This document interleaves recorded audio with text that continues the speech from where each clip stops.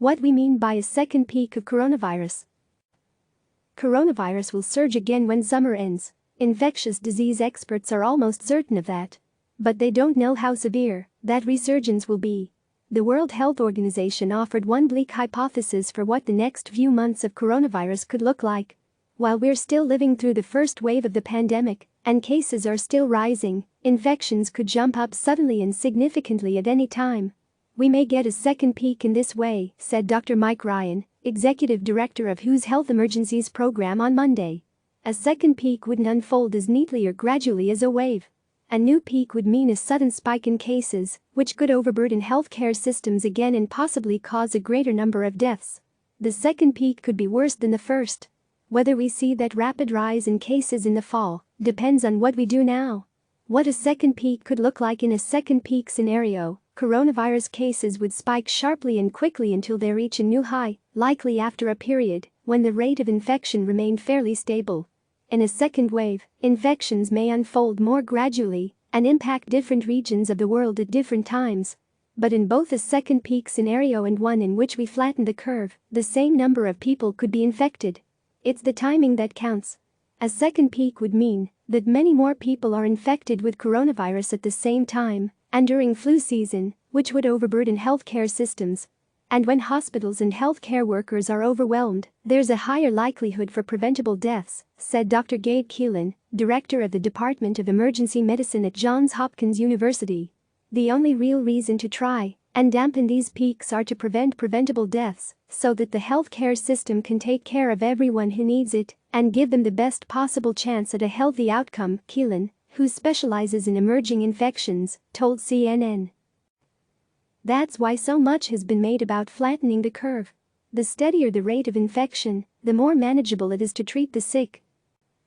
Why it's dangerous, like Keelan said, a peak would see a large jump in preventable deaths, and not just in COVID-19 patients.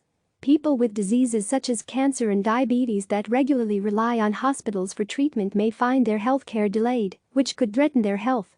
And if hospitals are overwhelmed by coronavirus patients, the facilities may have less room for emergency patients who are suddenly injured or sick. And more people may die unnecessarily. Another advantage for the virus: it's likely to surge again during flu season, so throughout the fall and winter. And with a cadre of respiratory viruses circulating at the same time, the odds you end up infected with one of them are increasingly likely, Keelan said. In the U.S., there were 410,000 to 740,000 flu hospitalizations during the 2019 to 2020 flu season, which ran from October to April, according to the U.S. Centers for Disease Control and Prevention. That's a fairly long period of heightened disease activity, and with hundreds of thousands of patients already filling up hospital rooms, there's less room for COVID-19 patients. Flu mortality is low, assuming 56 million people were infected with the flu this season and 62,000 of them died. The death rate is still 0.1%. In the U.S., where more than 1,680,000 people have been infected and nearly 100,000 have died, the death rate is closer to 5.9%. From a healthcare point of view, flu season is usually a very difficult time because there are so many sick people, Keelan said. Flu season in the face of COVID-19, that's going to be a real challenge. Coronavirus also resembles the flu and other seasonal respiratory viruses in the initial symptoms it presents. The similar symptoms may delay an accurate diagnosis or treatment, said Dr. William Schaffner, professor in the Division of Infectious Diseases at Vanderbilt University and a longtime advisor to the CDC. COVID-19 is too contagious, Schaffner said. We anticipate that this fall will be a great struggle with influenza and, in addition, COVID. When it will happen and how severe it will be both depend on how quickly we ease up on coronavirus restrictions. A second peak is likely to occur during the fall or late winter to coincide with flu season. But if states snap out of pandemic mode now, reopening on a large scale and largely returning to pre-coronavirus life, the surge in cases could occur as early as late June. The U.S. isn't prepared for a resurgence that soon, Keelan said. It would be unmanageable, he said. Mass reopenings could affect its timing and severity too.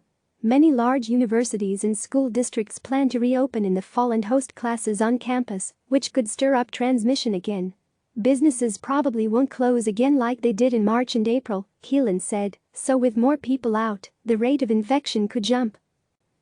why it's inevitable, and what we can do to dampen it. Like Keelan said, until there's a vaccine, the same number of people will be infected, no matter what, if people stop staying home. Coronavirus cases will grow again. It's just a matter of letting the disease burn through society very quickly over a few months, or prolonging the time it takes coronavirus to spread, he said. The latter scenario buys some time for vaccine development and staggers the number of patients hospitals see, so they won't be overburdened. It sounds as though we're in a locked room, wanting to get out, Schaffner said. The door out of that locked room, we hope, is a vaccine. But in the meantime, we can't just be complacent. We can count on one vaccine being ready in the fall, the flu vaccine for the 2020 to 2021 flu season. It's more important than usual to get vaccinated this year, Keelan and Schaffner said. If more people are protected against the flu, they'll be protected against at least one severe respiratory viruses, which could save them a trip to the hospital.